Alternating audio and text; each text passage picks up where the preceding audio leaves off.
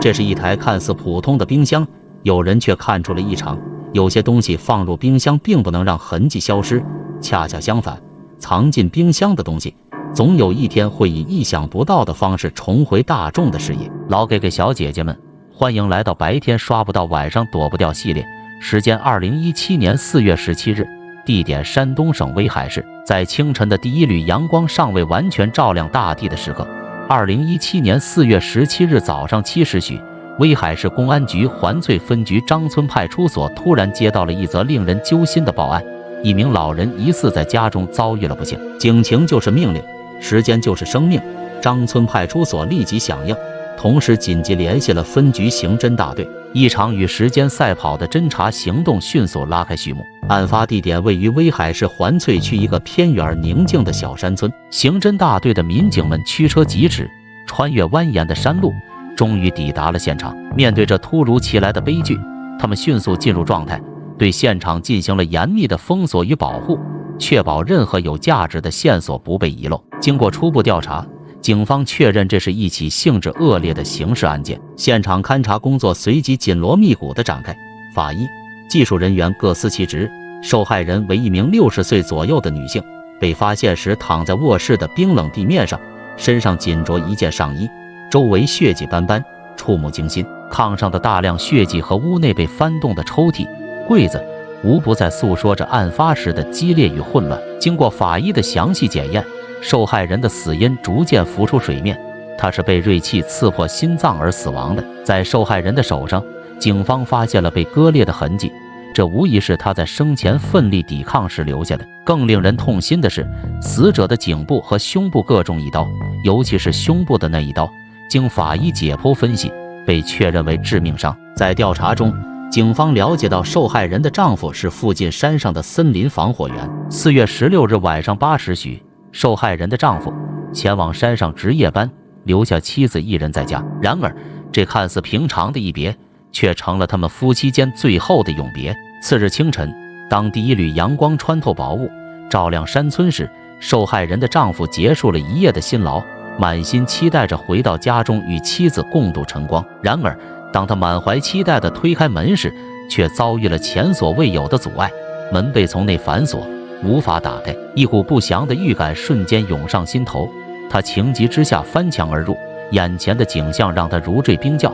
妻子浑身是血，静静地躺在卧室的地面上，生命之火已悄然熄灭。经过初步勘查，警方发现这是一起精心策划的入室抢劫杀人案。嫌疑人作案手法老练，戴着手套以避免留下指纹，且进出路线明确，通过北边的小窗户潜入右前处。现场留下了清晰的鞋印和手套印作为线索。令人费解的是，嫌疑人为何会对这位年迈的妇人痛下杀手？警方在走访调查中得知，受害夫妇在村里口碑极佳，并未与人结怨，因此警方初步判断，这很可能是一起随机性的抢劫杀人案。在勘查过程中，一个细节引起了警方的注意：冰箱的门敞开着，里面的食物有所减少，特别是几个包子和一个被掰走一半的馒头。受害人的丈夫证实，这些包子馒头原本都是完好的，且他们晚餐时已经吃饱，无需再进食。这一发现让警方推测，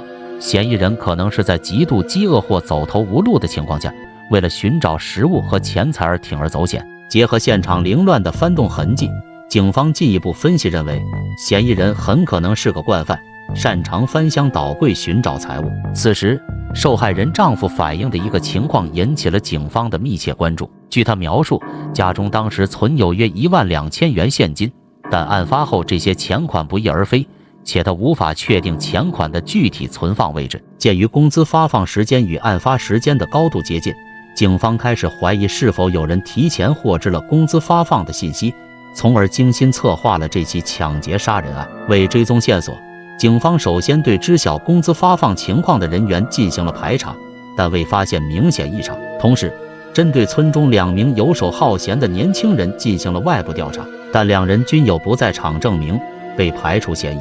在深入调查过程中，警方注意到嫌疑人作案手法娴熟，推测其可能有前科，因此警方进一步扩大了排查范围，采取了多措并举的策略。首先，对本地可能涉及的有前科或问题人员进行了细致的摸排和梳理，以排除本地作案的可能性。同时，技术团队也被紧急安排到现场，对每一处细节进行了更加深入和仔细的勘察，力求发现更多能够指引案件侦破的关键线索。然而，由于案发地点位于偏僻山村，且作案时间为凌晨，现场及周边地区的调查访问并未能提供直接有效的线索。但结合法医鉴定和村民反映的情况，警方初步推断出案发时间大约在4月16日晚上10点半左右。为了进一步缩小侦查范围，警方将重点转向了案发地附近的监控视频。通过调取并仔细分析村子周围的监控录像，警方发现了一名深夜出村的男子，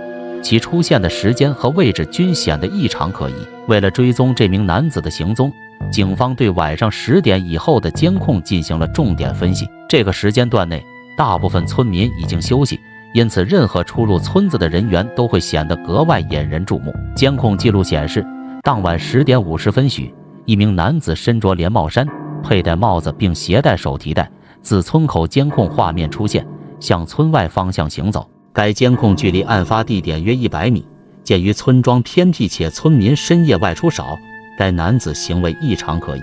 村民辨认后确认其非本村人士，且出现时间与地点极为敏感，增加了其涉案嫌疑。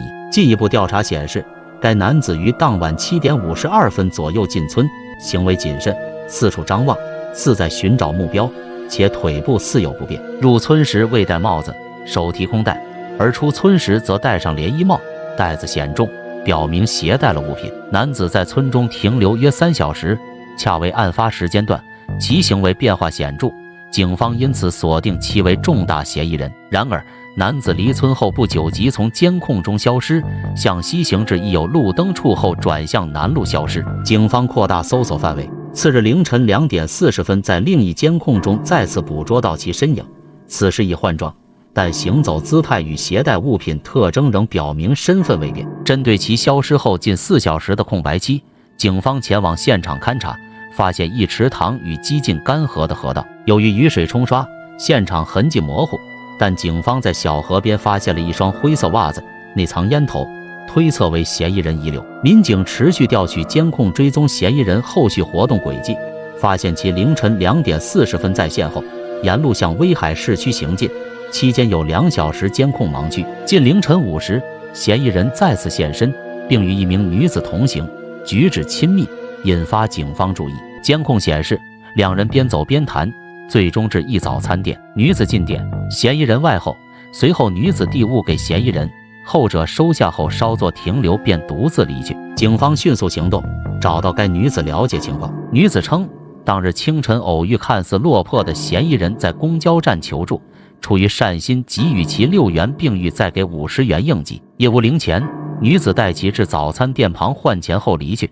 这位女性的陈述让警方感到既疑惑又无法全然否定。在先前对案发现场的深入调查中，已确认嫌疑人窃取了超过12000元的现金，这使得他向一位女性乞讨餐费的行为显得极不合逻辑。然而，警方在外围进行的详细核查中，并未能直接找到女子陈述中的明显矛盾之处。为了谨慎处理此案，警方决定双管齐下，一方面加大对嫌疑人可能藏匿地点的排查力度，另一方面紧密跟随监控录像的线索，持续追踪嫌疑人的行踪。很快，监控画面显示嫌疑人在清晨5点53分左右进入了一家小型旅馆。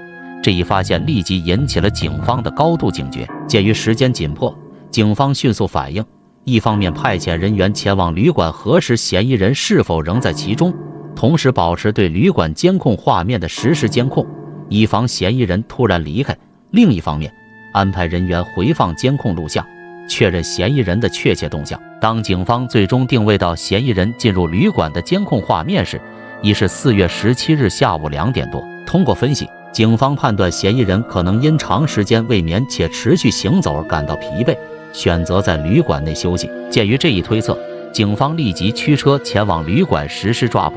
然而，就在抓捕小组即将抵达之际，监控室的民警传来紧急消息，嫌疑人正在离开旅馆。为避免打草惊蛇，指挥部迅速调整抓捕策略，决定在嫌疑人的必经之路设置路障，实施堵截抓捕。当嫌疑人悄然路过民警的伏击圈时，他并未察觉到危险的临近。就在擦肩而过之际，民警如猎豹般迅猛出击，将嫌疑人牢牢制服。一连串严厉的讯问如连珠炮般发出。嫌疑人名叫孙强，山东烟台龙口人。面对突如其来的抓捕，他显得惊慌失措，一再重复着自己是龙口人，却对犯下的罪行矢口否认。孙强的鞋底成了破案的关键。侦查员们对现场遗留的鞋印进行了深入比对，发现孙强的鞋底花纹与现场痕迹高度吻合，且他当时赤脚未穿袜子，这更加深了警方的怀疑。在强大的心理攻势和铁证如山的面前，孙强的心理防线终于崩溃。他承认了自己深夜闯入民宅并杀害了受害人的事实。然而，审讯并未因此结束。当被问及那12000多元现金的去向时，孙强却坚称并非自己所为。这一意外转折让案件再次陷入谜团。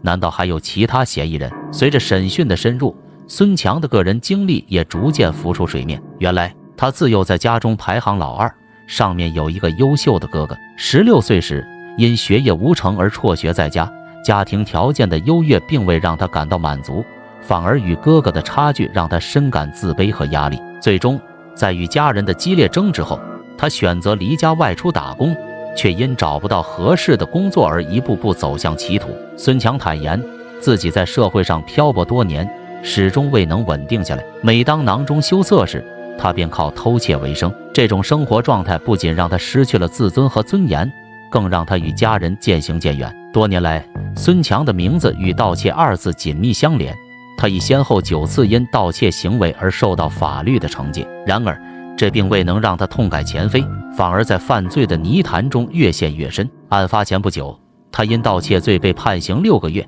而这次刑满释放后的遭遇，更是彻底击垮了他心中仅存的一丝希望。于是，无处可去的孙强决定前往曾经打工过的威海。他漫无目的地走着，心中没有方向，也没有未来。就这样，他来到了案发的村庄，饥饿与绝望驱使着他走上了不归路。孙强回忆起当时的情景，眼中闪过一丝复杂的情绪。他透过窗户看到了独自在家的受害人，心中顿时生出了邪念。在确定对方已经熟睡后，他从窗户爬入屋内，用刀胁迫被害人交出钱财。然而，当孙强在屋内翻找时，却并未找到他想象中的巨额现金。他感到愤怒与不甘，觉得自己受到了愚弄。在情绪的驱使下，他失去了理智，挥刀向被害人扎去。随后，他带着从冰箱中翻出的半个馒头和包子，匆匆逃离现场。说到这里，你们或许也在好奇那笔丢失的12000元现金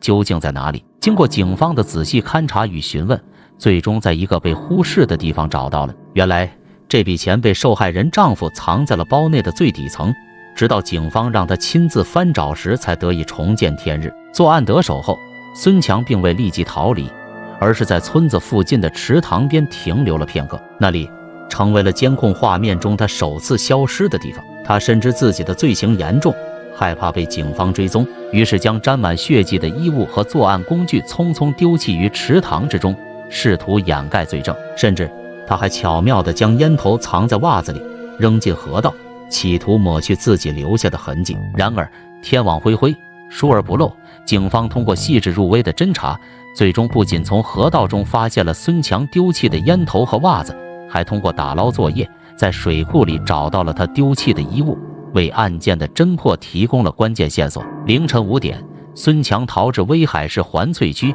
选择了一家旅店作为临时的藏身之所。然而他并未能逃脱警方的追捕。下午3点，正当他准备逃离威海之际，民警已经在他所入住的旅店附近布下了天罗地网。在这个故事的尽头，我们看到了好吃懒做所引燃的血色悲剧。它不仅是一次生命的陨落，更是一记警钟，唤醒我们对日常行为的深刻反思。